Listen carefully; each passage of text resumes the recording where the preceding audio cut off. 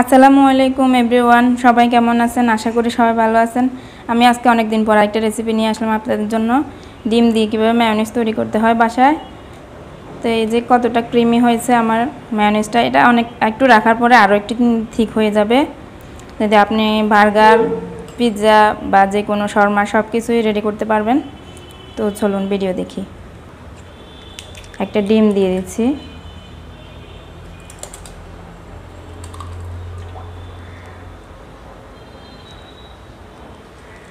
একটা ডিম দিয়ে দিলেন, তারপরে এক কোয়া রসুন কুচি দিয়ে দিলাম, তারপরে আমি দিয়ে দিচ্ছি এক চিমটি লবণ, তারপরে আপনাদের স্বাদ অনুযায়ী চিনিটা অ্যাড করবেন। আমি এখানে 1 চা চামচ দিয়েছি, আপনারা চাইলে একটু বেশি বা কম দিতে পারেন। তারপরে আমি দিয়ে দিচ্ছি এখানে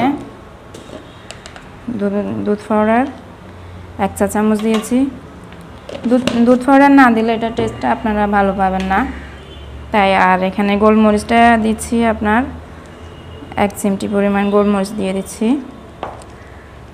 আর লাগতেছে সয়াবিন তেল, রান্নার যে রেগুলার তেল, ওইটা আমি 1/2 কাপ নিয়েছি, আমার 1/2 কাপ লাগে।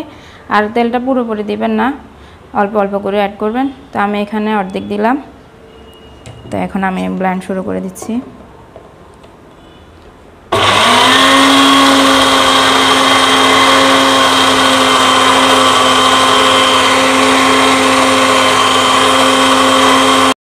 তো দেখুন কত সহজে আমার মায়োনিজটা রেডি হয়ে গেল।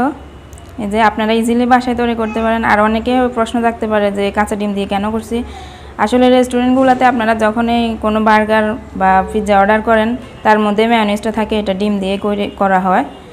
তো আমার দুইটাই আছে, আপনারা আমার ভিডিওগুলো দেখতে পারেন। তো সবাইকে ধন্যবাদ। আসসালামু আলাইকুম।